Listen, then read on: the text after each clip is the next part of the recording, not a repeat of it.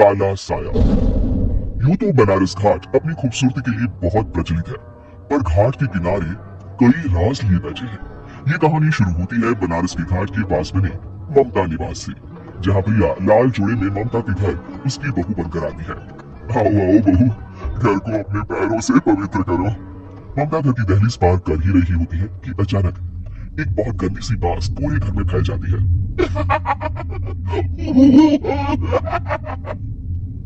ये बदबू और ये आवाजें, ये कौन हंस रहा है माँ?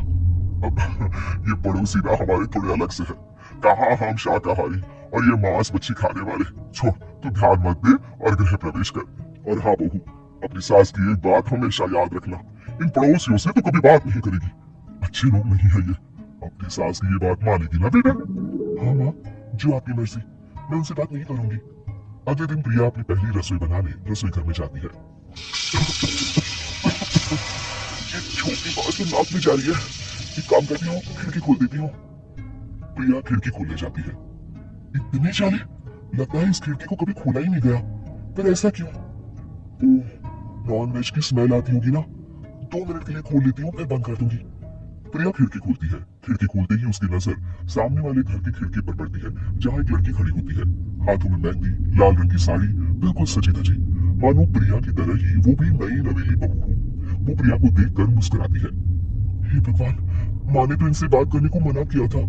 प्रिया फौरन ही खिड़की बंद कर देती है और तवे पर चढ़ी रोटी की ओर देखने लगती है, पर वहाँ रोटी न होकर मछली पड़ी होती है। ये क्या? पहली रसोई में इतनी बड़ी गलती! हे भगवान, अब मैं क्या करूं? प्रिया बहुत डर जाती है और फौरन रसोई की सफाई करने और फिर सभी के लिए खाना बनाने लग जाती है। जब वो सबको खाना परोसती है, सब तो ठीक है, मैं बेकार में चिंता कर रही थी। हे भगवान, ऐसे ही बस अपनी कृपा बनाए रखना। रात के वक्त जब सब सो रहे होते हैं, तब प्रिया को पायल की आवाज सुनाई देती है, जिससे उसकी आंख खुल जाती है। ये पायल की आवाज कहाँ से आ रही है? प्रिया उठकर उस आवाज के पीछे छत की सीढ़ियों तक जाती है। तभी उसे बच्चे के रोने की आवाज आती है। प्रिया छत पर जाती है तो क्या देखती है? वही लाल साड़ी वाली लड़की अपनी गोद में एक नवजात बच्चे को घुमा घुमा कर सुना रही है। तभी प्रिया की नजर उसके पेट पर पड़ती है। ओ गॉड, ये तो प्रेग्नेंट भी है। सुनिए, बच्चा सो नहीं रहा है क्या? मैं कुछ मदद करूं? नहीं, आपके घर वालों को अच्छा नहीं लगेगा, मैं संभाल लूंगा। स्नेहा की गोद से बच्चा हाथ मारकर प्रिया की गोद में आने को छटपटाने लगता है। दोनों घर अगल बगल में बने होने के कारण प्रिया उस बच्चे को गोद में ले लेती है। प्रिया के पास आते ही वो सो जाता है। बच्चे का उस स्पर्श रात भर प्रिया भूल नहीं पाती और अगली सुबह वो छत पर कपड़े सुखा रही होती है, तभी उसे एक औरत इशारा करके बुलाती है। स्नेहा कह रही थी बाबू तुम्हारी गोद में आते ही सो गया। मैं गौरी, स्नेहा की माँ हूँ। बहू, घर आना, बाबू को खिला भी लेना। शाम को जब घर पर कोई नहीं रहता, बच्चे से मिलने के लिए प्रिया छिपकर अपनी पड़ोसन के घर चली जाती है और कुछ देर बच्चे को खिलाकर वापस लौट आती है। इसके कुछ दिन बाद ही प्रिया को पता चलता है कि वो माँ बनने वाली है। ममता की खुशी का ठिकाना नहीं रहता। माँ जी, पता नहीं क्यों उल्टी आ रही है। प्रिया भागती हुई वॉशरूम में जाती है तो हरी और लाल रंग की उल्टी करती है। उस उल्टी में से कीड़े निकलते हैं। ये क्या? खून और ये कीड़े! माँ! माँ! प्रिया की आवाज सुनकर ममता दौड़ कर आती है, पर बीच में कुछ नहीं होता। प्रिया हक्की बक्की रह जाती है। ये सब क्या हो रहा है? प्रिया घबरा जाती है और अपने कमरे में जाकर सो जाती है। डर के कारण वो इतनी थक जाती है कि उसकी आंख लग जाती है। तब उसे ऐसा लगता है उसके पेट पर मां कोई बैठा हुआ है। प्रिया के पेट पर एक 5 महीने की बच्ची बैठी हुई थी, जो पूरी तरह जली हुई थी। माँ, तुम ही मुझे लाई ना अपने पेट में? मैं तुम्हारी माँ नहीं हूँ। कौन हो तुम? माँ, देखो मैं जल गई बुरी तरह से। 6 महीने पेट में रहने को भी मुझे नहीं मिला। सिला दो ना माँ। बचाओ! बचाओ! माँ! ममता दौड़कर कमरे में आती है। प्रिया की बातें सुनकर वो सब समझ जाती है। तू कहीं बगल वाले घर में तो नहीं जाकर आई ना बहू? मुझे माफ कर दो, मैं गई थी माँ। उस घर में सब मरे हुए हैं बहू। कई साल पहले स्नेहा उस घर में बहू बनकर आई थी। कुछ ही दिन में वो एक बच्चे को जन्म देने वाली थी। पूरा घर बच्चे के आने की खुशी में खोया था। एक दिन अचानक उस घर में आग लग गई, सब बुरी तरह जलकर मर गए। गौरी आज भी दादी बनने का इंतजार कर रही है और इसीलिए स्नेहा ने अपना अजन्मा बच्चा तुम्हारी कोख में डाल दिया। ममता ये कह रही होती कि पीछे से उसके पैरों को एक बच्चा पकड़ लेता है। दादी, दादी। माँ, स्नेहा की गोद में यही बच्चा था। ये बच्चा कौन है फिर?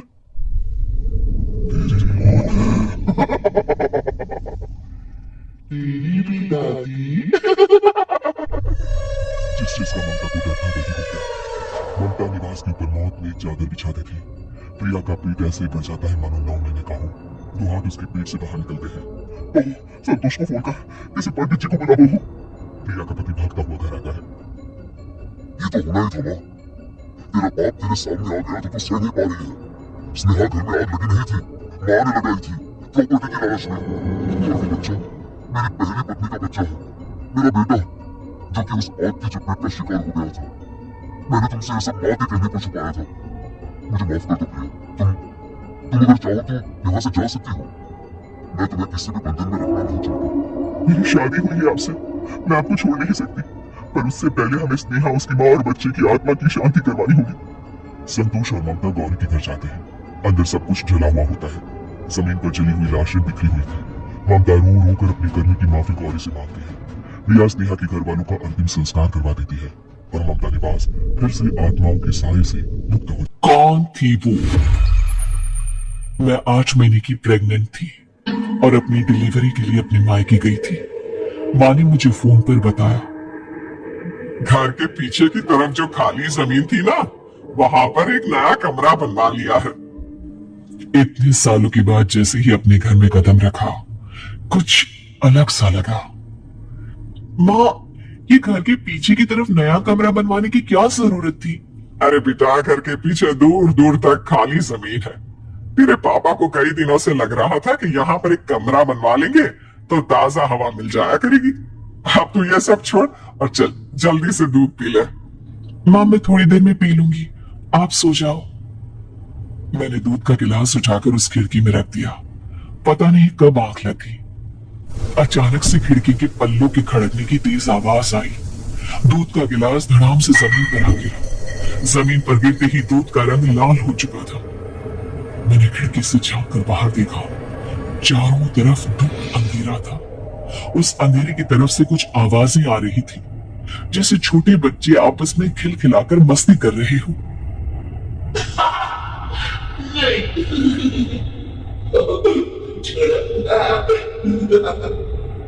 इतनी रात को इतने घनघोर अंधेरे में बच्चों की आवाज कैसे आ रही है? घड़ी में वक्त देखा तो ठीक 12 बजे थे। देखकर मैं सन्न रह गई। बुरी आत्माओं और भूतों की कई कहानियां मैं सुन चुकी थी। वक्त भी कुछ ऐसा ही था।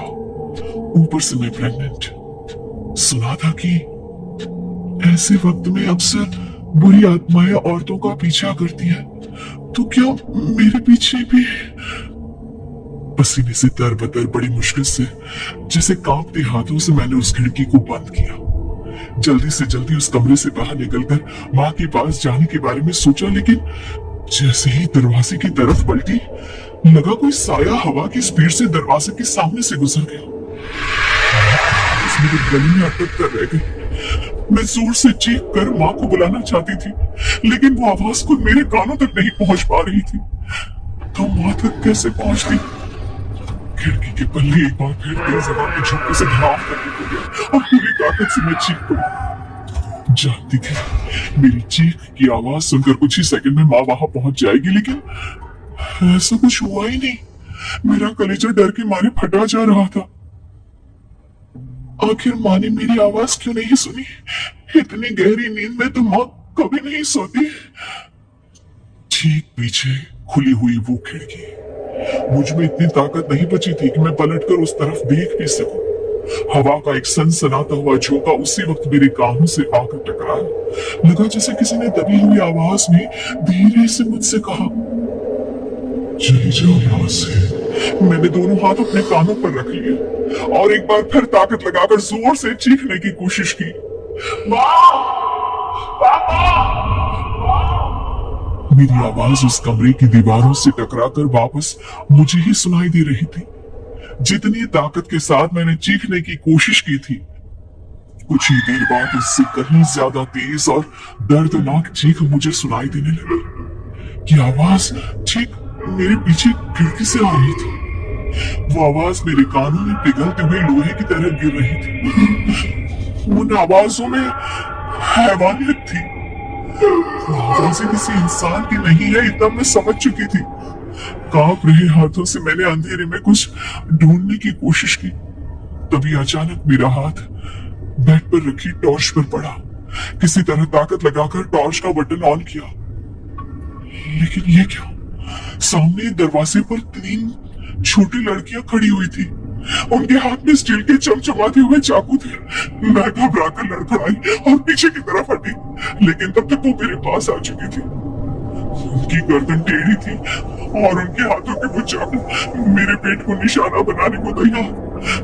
मैं जोर से चीखी, नहीं, छोड़ दो मेरे बच्चे को, मत मारो, मत मारो, छोड़ दो मेरे बच्चे को। सोनाली, सोनाली, क्या हुआ बेटा? तू इतनी डरी हुई क्यों है? उठ बेटा, क्या हुआ? हड़बड़ाकर मैंने अपनी आंखें खोली। देखा तो दिन निकल आया था। माँ मुझे जगा रही थी। मेरा चेहरा पूरा पसीने से लथपथ था। क्या हुआ बेटा? तुमने कोई बुरा सपना देखा क्या? मैं अभी तक अपने पूरे होश में नहीं थी। वो मेरे बच्चे को मार देगी माँ। वो लड़की मेरे बच्चे को। मैंने घबराकर अपने पेट को छुआ। सब कुछ ठीक था। और वो दूध जो रात को यहाँ पर गिर गया था, उसका रंग लाल हो गया था। माँ ने हंसते हुए दूध का गिलास मुझे दिखाया।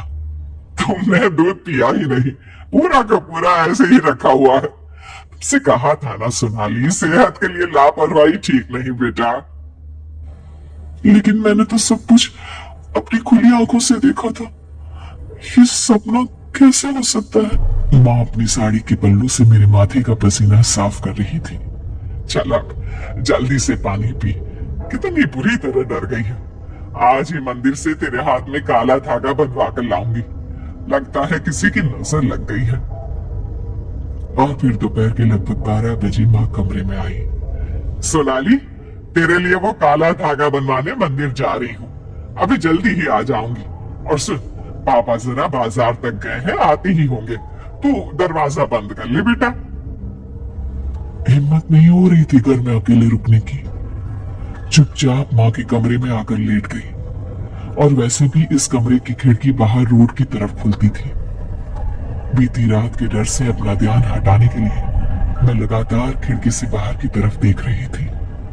तभी अचानक एक लंबा सा घूंघट चेहरे पर डाली एक औरत मेरी खिड़की के एकदम पास आकर खड़ी हो गई। उसने पूछा, पानी मिलेगा? बहुत प्यास लग रही है। मैंने धीरे से जवाब दिया, हाँ हाँ, मैं आपके लिए पानी लेकर आती हूँ। जाते जाते मैंने पलटकर उस औरत की तरफ देखा। उसके चेहरे पर अब भी लंबा घूंघट था, लेकिन वो किसी से बातें कर रही थी, ठीक वैसे ही जैसे एक माँ अपने छोटे बच्चों से करती है। लेकिन वहां तो कोई नहीं था। किससे बातें कर रही है? मुझे तो कोई बच्चा नजर नहीं आ रहा। जग और गिलास में पानी लेकर मैं खिड़की के पास आई। खिड़की पर लगी ग्रिल के बीच से ही गिलास उसकी तरफ बढ़ा दिया। और उसी बीच मैंने खिड़की के बाहर झांक कर देखने की कोशिश की कि क्या सचमुच उसके साथ कोई था जिससे वो बातें कर रही थी। लेकिन वहां मुझे कोई नजर नहीं आया। मैं उस औरत का चेहरा देखने की कोशिश कर रही थी। घूंघट हटाए बिना उसने एक ही घूंट में गिलास का सारा पानी खत्म कर दिया। दबी हुई आवाज में उसने शुक्रिया कहा और खाली गिलास मुझे लौटा दिया। मैंने अभी बस उस गिलास और जग को पास वाली टेबल पर रखा था और देखा तो वो औरत वहां से गायब हो गई। मेरी नजर पानी के गिलास पर पड़ी तो वो पूरा भरा हुआ था, लेकिन पानी का रंग सिंदूर जैसा लाल। ये सब क्या हो रहा है मेरे साथ? ये तो कोई सपना भी नहीं है। कौन थी वो औरत? अचानक याद आया, जब उसने अपना हाथ आगे बढ़ाया था तो उसका हाथ पूरी तरह से जला हुआ था। घबराहट में पानी का गिलास और जग मेरे हाथ से छूटकर नीचे गिरा। पूरे कमरे का पूरा फर्श लाल हो चुका था। मैं बेतहाशा वहां से भागी, अपने आप को संभालती। मेरी सांसें इस कदर तेज हो गई थी, लगता था जैसे किसी भी पल बेहोश होकर गिर जाऊंगी। जैसे तैसे रसोई तक पहुंची और कसकर रसोई का दरवाजा बंद कर दिया। वही दिल दहलाने वाली आवाजें जो कल रात को मेरे कानों में गूंज रही थी, दर्दनाक और खौफनाक चीखने की आवाज फिर से पूरे घर में गूंजने लगी। मेरी आंखों के सामने वही 3 लड़कियां जो कल रात को मेरे सपने में आई थी खड़ी थी। उनकी आंखें रोमांच से भरी हुई थी, गर्दन टेढ़ी, चेहरा और पूरा शरीर जला हुआ। तो क्या सच में जो मेरे सामने खड़ी थी वो बुरी आत्माएं थी? लेकिन क्यों? प्यास लगी है, हमारी प्यास बुझा दो। एक साथ अजीब से ढंग से ये बात कहते हुए वो मेरी तरफ बढ़ी चली आ रही थी।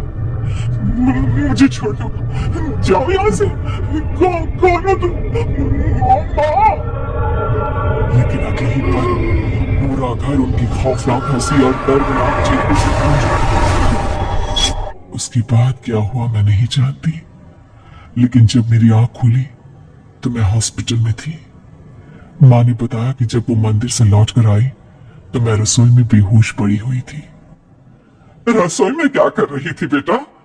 दरवाजा भी अंदर से बंद नहीं किया था तुमने। अगर कुछ हो जाता तो?